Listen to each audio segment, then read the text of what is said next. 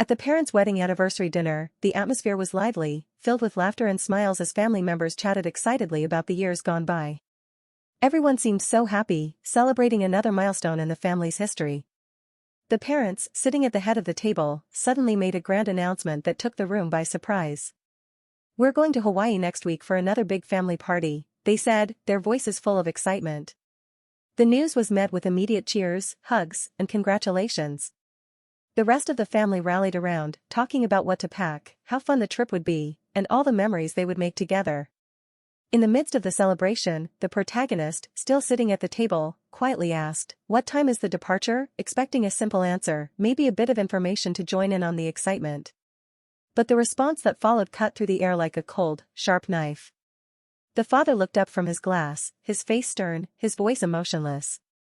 "You're not coming with us," he said, the words hanging in the air, heavy with disdain. "You're not part of this family anymore. Stay here and take care of all the kids." The weight of those words seemed to suck the life out of the room, leaving a stillness in its wake. The once joyful chatter stopped instantly, and the smiles that filled the room faded as everyone turned to look at the protagonist. In that moment, the world seemed to shrink, the laughter from earlier now distant and hollow. The protagonist sat there, stunned, the humiliation burning through their chest. It felt like the ground beneath them had shifted, and the family they thought they belonged to had just cast them aside. The celebration, once so full of life, had turned into an awkward, suffocating silence. The protagonist had been publicly rejected in front of everyone, exposed as an outsider in a place they once thought was home. And that's when the protagonist decided to drop the bomb that would change everything. With a quiet resolve, they realized that the time for silence was over. The pain, the rejection, and the isolation would no longer go unspoken. The carefully hidden resentment had been building up for years, but now it would all come out. Revenge would come, and it would come in the most unexpected way. The protagonist sat there in silence, their mind racing. They tried to keep their composure, but inside, everything felt like it was crumbling. The humiliation from the father's words was unbearable. They had expected to feel disappointment, perhaps even confusion, but what hit them was something deeper, more visceral: betrayal. The very family they had once thought would always have their back had just cast them aside without a second thought. The sting of that reality echoed through their chest, and for a moment, it was almost impossible to breathe. The room seemed to close in, the faces of their relatives blurring around them as the weight of exclusion pressed in on every side. Anger bubbled up from deep within, but it was laced with a deep, aching hurt. How could they not see how this would affect them? How could their father speak to them like that, as if they were nothing more than an afterthought? The confusion turned to disbelief as they glanced around the table, wondering if anyone would speak up, if anyone would defend them. But no one did. The rest of the family remained silent, as if the words didn't matter, as if the protagonist's feelings didn't matter. They were alone. Just like they had always been. But as the emotional turmoil raged inside them, something else began to shift, a quiet, dangerous resolve. The hurt and anger began to form into something more tangible. Revenge. At first, it seemed like a passing thought, a fleeting impulse, but it settled in like a weight they could no longer ignore. The protagonist found themselves beginning to think about how they could make their family feel the same sting they had felt, how they could turn the tables, how they could show them the cost of rejecting someone who had always been there. As they quietly excused themselves from the table and made their way to the bathroom, they stared at their reflection in the mirror. What had once been a family, united and loving in their eyes, now seemed like a group of hypocrites, people who spoke of love but acted in cruelty. The realization was sharp and bitter. The protagonist had been wrong all along, believing in something that wasn't true. They had never been part of this family. And now, they would make sure the family knew what it felt like to be on the receiving end of that kind of rejection. The seed of revenge had been planted, and there was no turning back now. As the protagonist stood there in front of the bathroom mirror, trying to steady their breath, the harsh sting of their father's words echoed in their mind. It was as if the world had gone silent, leaving only the memories of past moments that had shaped their feelings of isolation and hurt. The weight of those moments came flooding back, each one a sharp reminder that they had never truly been a part of the family they'd always tried so hard to belong to. There was the birthday party, the one that was supposed to be special, but instead, it felt like a cruel joke. It was the protagonist's 10th birthday, a day they'd looked forward to for months. They had imagined everyone gathered around, singing and laughing, celebrating them. But as the day unfolded, it became clear that no one had remembered. The cake wasn't even for them, it was for the family's favorite child, their older sister, whose birthday had passed just a few weeks prior. The protagonist stood there, feeling invisible, as their family sang happy birthday to their sister, their voices echoing in the protagonist's ears, the sharpness of exclusion cutting deep. They tried to smile, but it felt like a mask they could no longer keep up. Then there were the countless times the parents showed obvious favoritism. The protagonist's younger brother always seemed to get the better treatment. Whether it was the car he got for his 16th birthday or the praise he received for the simplest accomplishments, it was always clear that he was the golden child. The protagonist's own achievements were met with indifference. When they got a scholarship, it was brushed aside as if it were no big deal. But when their brother received the same recognition for a much smaller feat, it was like the world had been made to revolve around him. The disparity wasn't just in material things, it was in the love and attention given, too. The protagonist began to understand, through these repeated instances, that they were never going to be the favorite, never going to be the one celebrated or cherished. And the times their struggles went unnoticed were the most painful of all. When the protagonist had been going through a tough time in high school, struggling with bullying and feeling lost, no one seemed to notice. They poured their heart out to their parents, only for their mother to brush it off, telling them to be strong and move on. The protagonist could never understand how the same issues, if they had happened to their brother or sister, would have garnered all the attention. The lack of support was suffocating, leaving the protagonist to deal with everything alone, without a shoulder to lean on. Each of these moments built up resentment, layer by layer, until it was too much to ignore. The incident at the dinner, the final blow, wasn't a random act. It was just the latest in a long history of neglect, exclusion, and favoritism. The protagonist's heart hardened with the realization that they had never been seen, never truly been part of the family. These memories, painful as they were, now fueled the fire inside them. Revenge wasn't just a response to a single event, it was the culmination of years of being overlooked, unappreciated, and rejected. And now, it would all come crashing down. The protagonist stood there, alone in the bathroom, still staring at their reflection in the mirror. Their hands were trembling slightly, but it wasn't from fear, it was from something deeper, something that had been building up for years. The betrayal from their father, the public rejection at the dinner, it had all piled up to this moment. They had been wronged, and the weight of that wrong had been pressing on them for so long that it could no longer be ignored. The hurt, the anger, the years of feeling less than, of being treated like an outsider, it all demanded to be addressed. No more silence. No more pretending. The decision was made. The protagonist would exact revenge. It was the only thing that made sense now.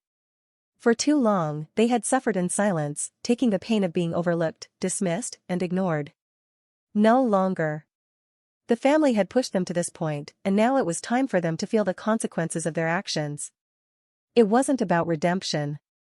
It wasn't about reconciliation. It was about making them understand, making them regret the way they had treated the protagonist all these years. It was time to take control of their own story. The first step in the plan came quietly, subtle manipulations, small interactions that were meant to plant seeds of doubt. A carefully placed comment here, a slight dig there, things that seemed innocent at first but would slowly start to build tension. The protagonist knew how to use their family's weaknesses against them, how to push their buttons without them even realizing what was happening. It was a game, but the stakes were real. But even as they began to execute their plan, an internal debate raged inside. Should they really go through with this? Could they just walk away and try to move on, forgiving their family and letting it go? The pain was immense, but so was the temptation for justice.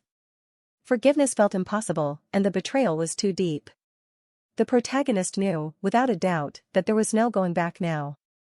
Revenge wasn't just an option, it was the only thing that could bring some sense of closure.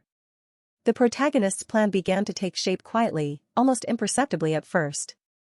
It was all about subtlety, about working from the inside, planting seeds that would grow into full-fledged chaos. They started by focusing on the cracks in the family's facade, the things that no one ever spoke about but that were always there, lurking just beneath the surface. They knew that mistrust within the family would be the key to everything. It was easy to target the deep-rooted rivalries between siblings, so the protagonist began sowing doubt.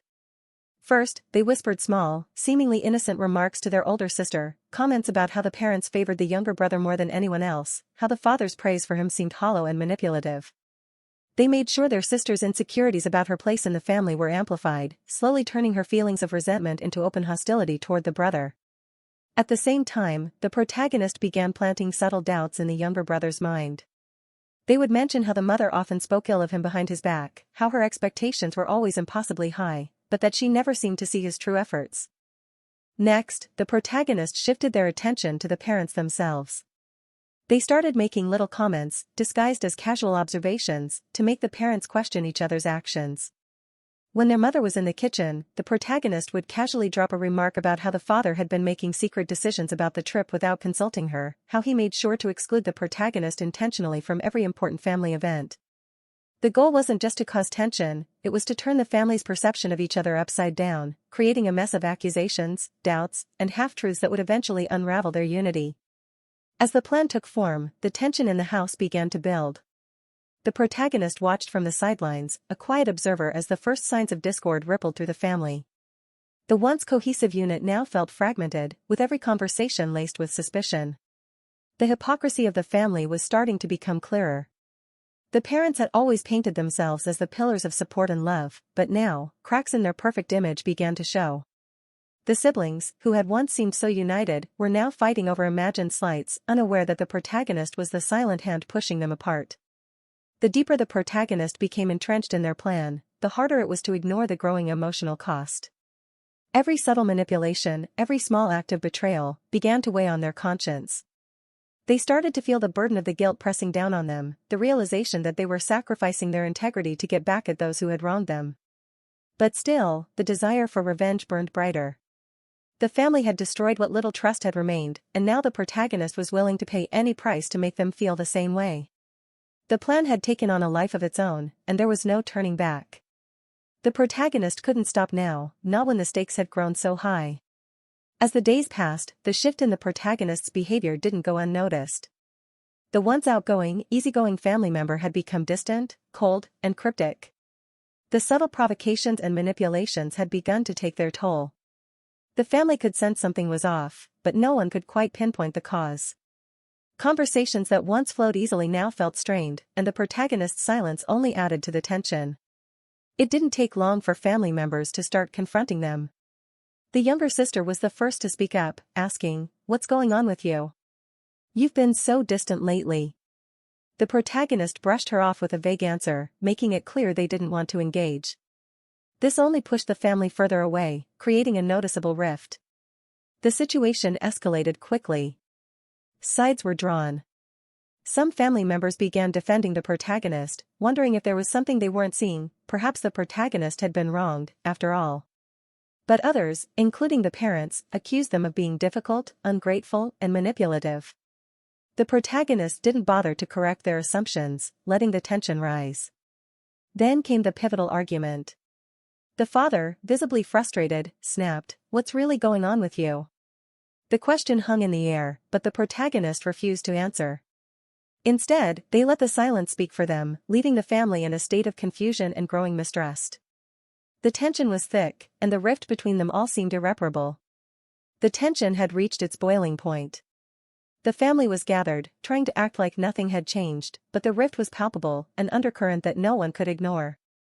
The protagonist stood at the center of it all, their heart pounding, knowing this was the moment.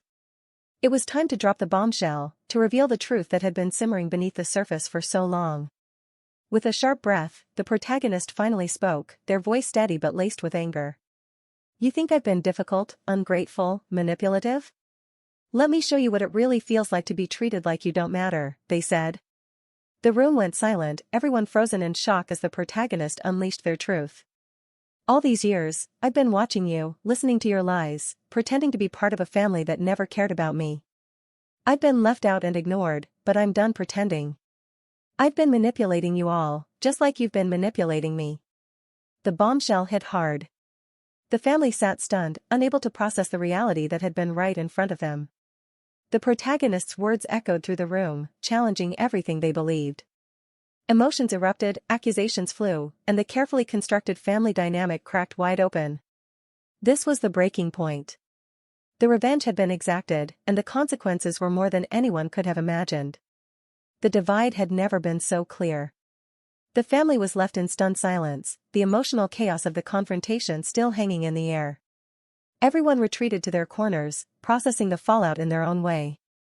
The protagonist stood amidst the wreckage, feeling a strange mix of satisfaction and emptiness. They had gotten what they wanted, revenge, justice, whatever they wanted to call it, but now, it didn't feel like enough. The anger that had fueled their actions slowly began to dissipate, leaving behind a hollow feeling, a quiet ache in the pit of their stomach. The family was broken, and yet, the protagonist felt no peace. They thought revenge would bring closure, a sense of validation that they had been right all along. But as the silence settled, all they felt was the weight of the damage they'd caused.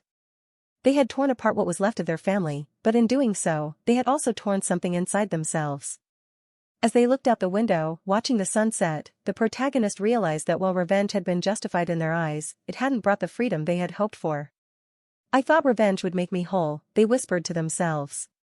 "But all it did was leave me more lost than before." The emotional scars were deeper now, and peace seemed further out of reach than ever.